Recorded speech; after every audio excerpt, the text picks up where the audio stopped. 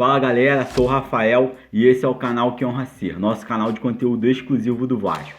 Sejam bem-vindos ao nosso canal e antes da gente partir para o panorama das próximas eleições, a comparação que a gente fez das propostas do Júlio Brandt e do Levenciano, eu queria pedir, se você puder, se inscrever no nosso canal e ativar o sininho de notificação. Quando você ativa o sininho, assim que a gente lança um vídeo novo, você já é notificado pelo YouTube. Se puder deixar seu like, porque ajuda a sugerir o nosso vídeo para mais vascaínos, a gente agradece.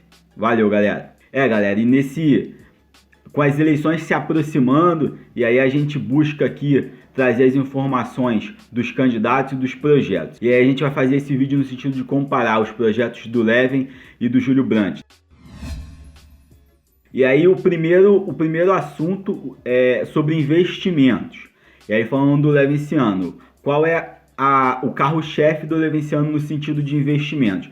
Ele pretende buscar ou empréstimos bancários internacionais, ou dos Estados Unidos, ou até de bancos suíços, ou suecos também, suecos mais pro estádio, né? Mas ele falou em bancos suíços e americanos para buscar empréstimos para o time, né? Para formar o time, para dívida, para gerir o clube. Empréstimos, segundo ele, altos e com juros baixos.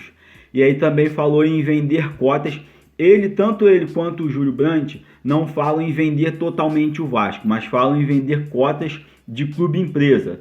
E aí ele falou sobre buscar parceiros no Oriente Médio, e aí falou também sobre a Qatar Esportes, falou sobre o Emir do Qatar, mas o Emir do Qatar não tem nada fechado, nem com um projeto, nem com o outro, nem do Júlio Brandt, nem com o do Levenciano. Isso aí ele tem vontade, segundo o Leven falou, o Emir do Qatar tem vontade de investir no Vasco. Foi até falado isso pelo Anselmo Góes, do Jornal Globo, Rodrigo Maia também, falando sobre o Botafogo na época do Clube Empresa. E aí o Emir do Qatar quer, quando o Vasco tiver, segundo ele, quando o Vasco tiver uma boa gestão, investir no Vasco. E aí o Levenciano já falou também em buscar investimentos no Oriente Médio, da mesma maneira como o Newcastle agora está fazendo. O Newcastle é um pouco diferente porque vai ser vendido. E o carro-chefe dele para investimentos, ou empréstimos com bancos europeus ou americanos, ou vender cotas de clube-empresa no Oriente Médio. É o que ele vem falando aí. E é uma boa, tem que ser estudado, mas são boas propostas.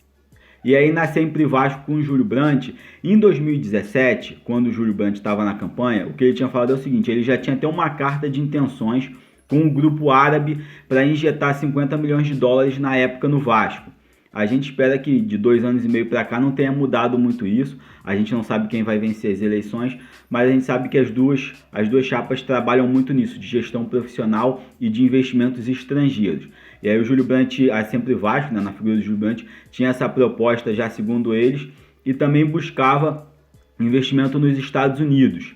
Na época se falava também em bancos para investirem ou emprestar dinheiro, mas eles falavam mais em investir e lucrar mais à frente com os investimentos.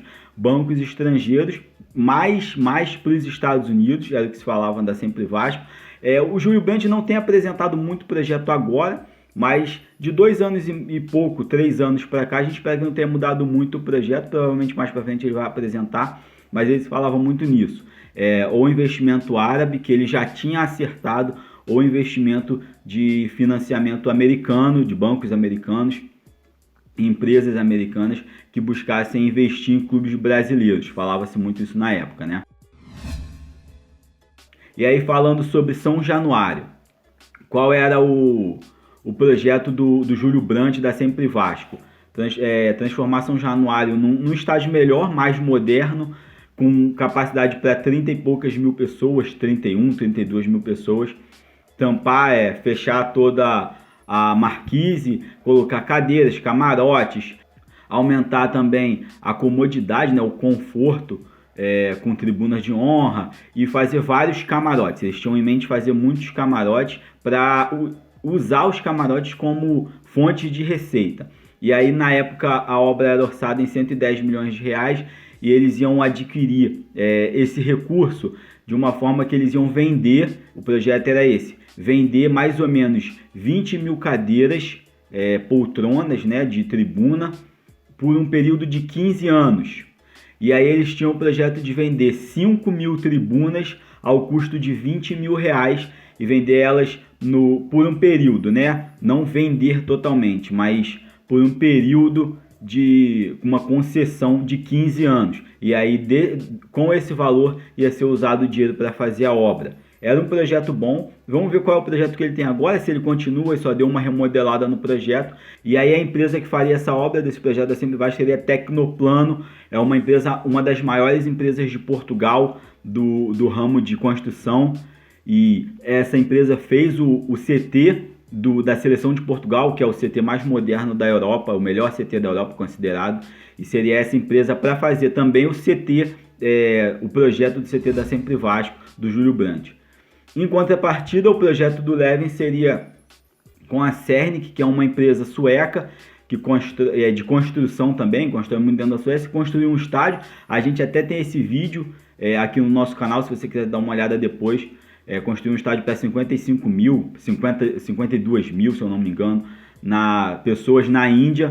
É um estádio de cricket. E aí o projeto do Levin seria um estádio para o Vasco para 55 mil pessoas, e 85% da obra ele já tem assegurado esse valor para injetar com bancos suecos a baixos juros, segundo ele.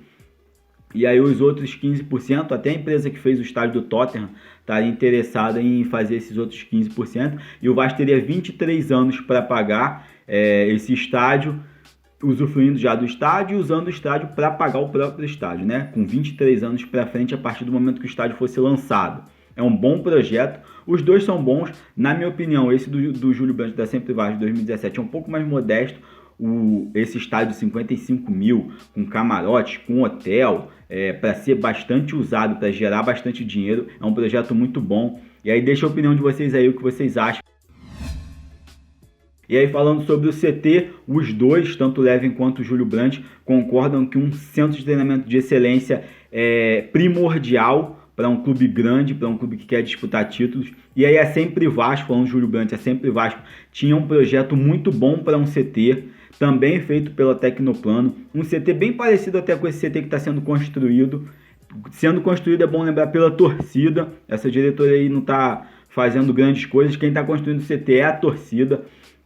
E aí o que a gente imagina é o seguinte: os dois vão dar andamento nessa obra do CT, né? Vão continuar, vão dar continuidade nessa obra que já está de vento em popa, graças a Deus, e para o Vasco ter um CT de excelência. Os dois querem esse CT, e aí o Levinciano, há pouco tempo atrás, numa live, também numa entrevista, falou que ele pretende já aumentar logo a obra, não ficar pedindo muito dinheiro à torcida, fazer investimentos, angariar recursos para que o CT acabe mais rápido, seja construído. E também, como a Sempre Vasco, o Júlio Brandt, tem esse projeto de um CT até feito pela Tecnoplano, também essa empresa de Portugal, a gente imagina que os dois vão, qualquer um que assuma, né, vai dar continuidade nessa obra do CT, um CT bom que está sendo construído e sendo construído pela torcida. Deixa a sua opinião aí, o que vocês acham disso.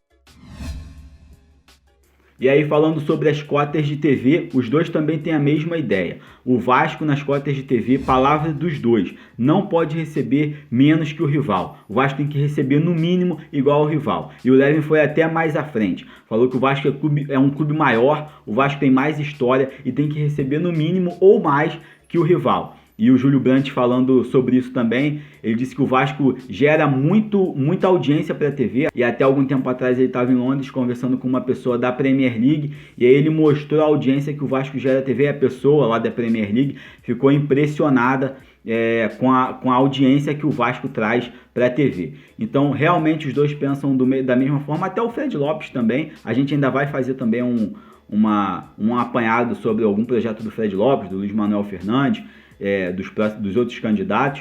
E aí os dois, o Júlio Brandt e o Levinciano, eles pensam da mesma forma com relação às cotas de TV. O Vasco tem que melhorar, o Vasco tem que exigir mais, tem que dar um jeito de receber mais de cotas de TV, porque não pode, é ridículo essa disparidade, o Flamengo recebendo muito mais do que os outros clubes. O Flamengo não joga sozinho, o Flamengo não entra em campo sozinho, não é só a torcida deles que vê os jogos, não é só o time deles que atrai outros torcedores de outros times para verem os jogos. Então, os clubes têm que lutar mesmo, e o Vasco tem que estar na vanguarda, o Vasco tem que ser pioneiro, o Vasco tem que estar à frente dessa luta que sempre foi a nossa característica.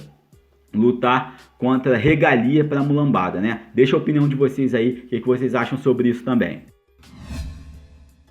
E aí, falando do time para 2021, nessa parte de um time já para 2021, eu acho que eles ficaram bem diferentes, na minha visão, na minha opinião. O Júlio Brandt falou que pretende montar um time forte já em 2021, é um time que já dispute títulos, mas que tem injeção de ânimo. Com o Pedrinho, com o Felipe, com o Edmundo, que o vestiário já tem injeção de ânimo, o Vasco já muda a mentalidade, é válido, mas não é o mais importante, né? E aí ele falou que pretende contratar um grande jogador, porque o Vasco precisa disso, precisa de um ídolo, até para gerar receita, para gerar dinheiro, é importante um ídolo, isso é verdade, o Levenciano também fala isso, mas ele pretende já montar um time competitivo para 2001. Foi o que ele falou, mas que ele quer injetar ânimo nos jogadores do Vasco. Se pagar o salário em dia, qualquer jogador tem ânimo injetado, essa é a minha opinião. Mas é óbvio que um time forte tem que ser montado, essa é a minha visão. E aí o Levenciano falou que já em 2021 ele quer montar um time muito forte, ele quer já angariar recursos, ele tem 13 novas fontes de receita, 9 delas inéditas no futebol brasileiro, e já em 2021 ele quer montar um time fortíssimo para disputar e ganhar campeonatos. E tem jogadores já em vista, né? Foi se falado no Giovinco, foi falado no Balotelli, o Touré teve essa situação aí, mas mostra que ele está procurando jogadores, que ele quer buscar grandes jogadores mesmo para montar um time forte para que o Vasco possa disputar para ganhar os campeonatos. Deixa a opinião de vocês aí, o que vocês acham também sobre essa comparação nesse quesito. É isso, galera, essa foi a comparação não muito longa, não muito prolongada que a gente fez dos dois projetos, das duas chapas. Deixa a opinião de vocês. Se puder compartilhar o nosso vídeo nos grupos de WhatsApp, a gente agradece. Se puder curtir também, para ser mais sugerido para mais vascaínos. Um abração, fica com Deus, saudações vascaínas e até o próximo vídeo.